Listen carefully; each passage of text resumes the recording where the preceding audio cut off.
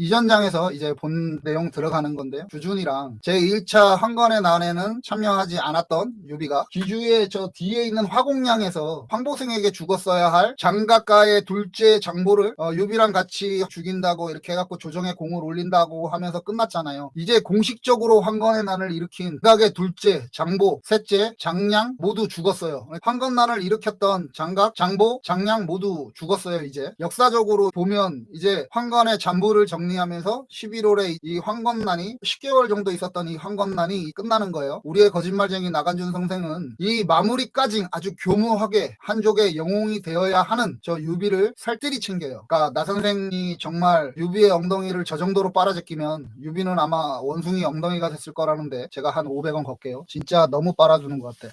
아무튼 이제 그 나간 중에 삼국지연이 부분입니다. 이제 남은 황건적의 우두머리가 되는 세 사람 조흥, 한충, 손중이라는 자들이 패전병 같이 남은 장량, 장보, 장량이 다 죽으면서 이제 남아있는 우두머리가 되는 세 사람 조흥, 한충, 송중이라는 자들이 패전병 같이 남아있는 무리 수만 명을 모아서 여기저기 불지르고 약탈하며 장각의 원수를 갖겠다고 설쳐대기 시작했대요. 역사적으로 보면 기주 쪽은 이 당시 이제 정리되어 있었고 이제 기주 쪽은 이제 황고성이 끝내고 거기에 이제 유비가 숟가락 얹었고 파제를 꺾고 평주 쪽으로 이제 주준이 내려가거든요. 그쪽으로 가서 남양군 취소 완현에서 황곤종 우두머리 손아회를 참하면서 공식적으로 이제 황건의 난이 끝나는 거예요. 이때의 기록을 지금 나간중이가 떨을 풀고 있다라고 보시면 돼요. 아시죠? 1차 황건의 난에는 유비가 나오지 않았어요. 이전 방송에서 황건이 2월 이후 계속 이기고 있다가 제가 잠깐 정리를 하면 2월 이후 계속 황건이 이기고 있었죠. 그래서 어디에서 태수를 죽이고 뭐 해갖고 뭐 하고 이렇게 됐잖아요. 그때 주준이 내려갔던 나강에서 내려가면서 황건 파제를 만나갖고 거기서 주준이 진다 그랬잖아요. 그 다음에 주준이랑 황보생이랑 연합을 해서 파제를 이기면서 이제 그게 5월쯤 돼요. 그때 이제 영천에서 황건 장수 파제를 이기면서 황건이 이기고 있다가 관군 쪽으로 이제 그게 넘어간다 그랬잖아요. 지금 얘기 드렸듯이 황보승은 여기서 이기고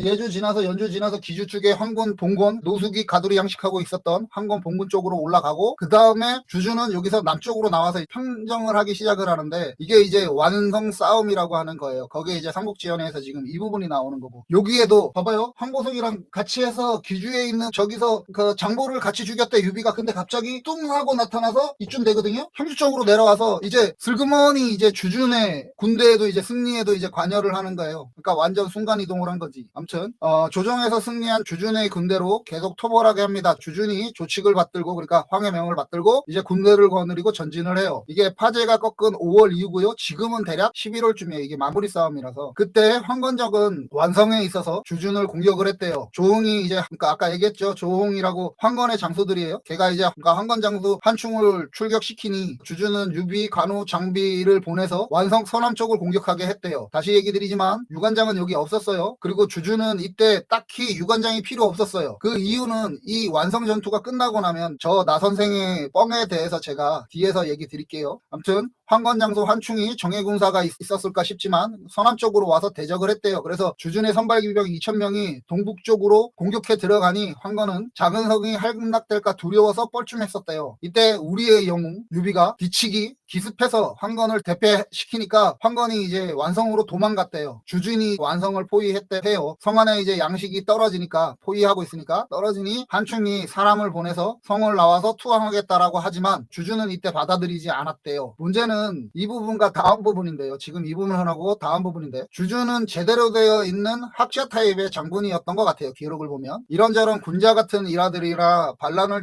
진압했었던 일화들이 많아요. 주준이라에는 곧지만 인자했었던 사람이었다라고 하는 기록이 여러모로 보여요. 나간중이 지금 서술하고 있는 유비를 올려치기 하기 위한 서술 부분 이 부분도 이따가 제가 다시 설명을 드릴게요. 황건 한충이 투항하겠다고 하니 유비가 그랬대요. 옛날 한해 고조 시조 유방이죠. 유방은 천하를 얻는 것은 투항을 권유하고 순종하는 자들을 받아들였기 때문인데 주준 너는 왜 어째서 저들 그러니까 황건 한충의 투항을 받아들이지 않느냐라고 주준한테 얘기를 했대요. 그때 주준이 이렇게 얘기를 했대요. 그때는 그때고 지금이랑 다르다. 옛날 유방이 진나라나 황후랑 싸울 때는 천하가 엉망이라서 그때 백성이 주인이 없었지만 썼었기 때문에 황복을 권유하고 오는 자들에게 상을 주어 투항하기를 유도했었지만 지금은 이미 천하가 통일되어 있어서 한나라인데 저 황간의 도덕절은 반란을 일으켰다. 그러니 이 투항을 받아들여서 권선이라 그래요. 착한 일을 권장하는 일. 그 권선할 이유가 없었다. 그러니까 저 도둑놈들은 이득을 탐해서 멋대로 약탈을 하다가 이제 지금 불리하니까 잠시 투항하려고 하는 것인데 이것을 받아들이면 오히려 앞으로 도적을 만들어내는 방법이니까 이건 좋은 방책이 아니다라고 유비한테 주준이 얘기했대요. 그러니까 유비가 이 얘기를 들으면서 오케이 그래 네 말대로 지금 저 도적들이 투항을 받아들이지 않는 것이 옳다. 하지만 지금 우리가 이렇게 철통같이 포위하고 있으면서 저들의 항복을 받아들이지 않는다면 저들은 죽자고 싸울 것이고 만 사람이 한 마음으로 단결해서 싸우게 되면 우리가 힘들잖아. 하물며 지금 성 안에는 수만 명이 목숨을 걸고 싸우고 있는데 그러니 이렇게 하자. 우리가 동쪽과 남쪽에 있는 군사를 물리고 서쪽과 북쪽에서 공격을 하자. 그러면 그렇게 도망갈 길을 만들어 두고 싸우면 적은 분명히 이 성을 버리고 달아나는 쪽으로 방법을 찾을 거다. 그렇게 저들이 싸울 생각 없을 때 우리는 그때 저들을 잡아서 다 죽이자라고 했대요. 그 얘기를 듣고 이제 주준이 옳다구나 하고서 그러니까 동쪽과 남쪽에 대한 성문을 비우고 서쪽과 북쪽에서 이제 공격을 막 했대요. 그랬더니 과연 유비의 말대로 한건종 한충이 성을 버리고 달아나는데 이때 주준과 유관장이 도망가고 있는 저 한건족의 뒤통수를 후려니까 한건족 한충은 죽고 남은 무리들은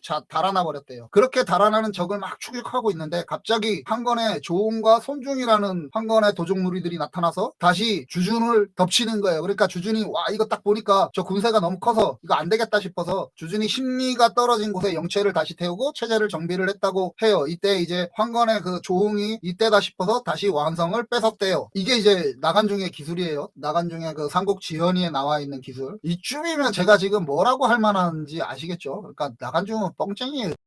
죄송합니다. 나간정은 진짜 뻥쟁이에요. 잊지도 않았었던 우리 군자였던 유비는 백성을 위해서 저렇게 항복 받아들이자 하고 막 현명하게 이제 계책도 내는데 진짜 실질적으로 현명했던 선비 출신 장군 주준은 바보에 항복도 받아들이지 않는 지독한 사람이 되어버렸어요. 저 일화로. 그리고 유비가 이제 다 떠먹여준 승리를 숟가락으로 펴서 입에다가 물려줬는데 그 승리도 받아먹지 못하는 딱 진짜 고만고만한 장군을 만들어버렸죠. 주준은. 이전 방송에서 나왔던 당대면장으로 칭송받는 항보성 장군에 대해서 제가 설명을 드렸잖아요. 그 실질적으로 한건의 난에 진압했었던 장군이라고. 그 한건의 난에서 황건의 머리였던 장각, 장량, 장보를 죽이는데 그 안에서 없었던 유비가 나타나서 그게 숟가락을 얹잖아요. 그래갖고 장보를 죽인 것처럼. 그리고 지난 방송에서 나왔던 거죠. 황건의 난에서 만날 수도 없었던 동탁이랑 만나게 만들어 놓고는 이제 장비의 입을 통해서 이제 동탁을 상종몰탈 인간으로 만들었었잖아요. 여러모로 보아도 적어도 저 당시에는 분명 28세의 백수, 나간중의 기술이잖아요. 제가 얘기하는 게 아니라 나간중의 기술상 28세의 백수 유비보다는 당시에 동탁이 애국자에 훨씬 가까웠던 자죠. 이민족의 침략을 막아내고 있었던 병영의 장수였으니까 동탁은. 그런데 장비의 입을 통해서 저 동탁을 이제 개차반의 인간을 만들어 놨잖아요. 그 다음에 지금 또 올려치기를 하는 거예요. 이 황건의 난 마지막 싸움까지. 그래야 돼요. 지금 유비 입장에서. 왜냐면 그래야지 반동탁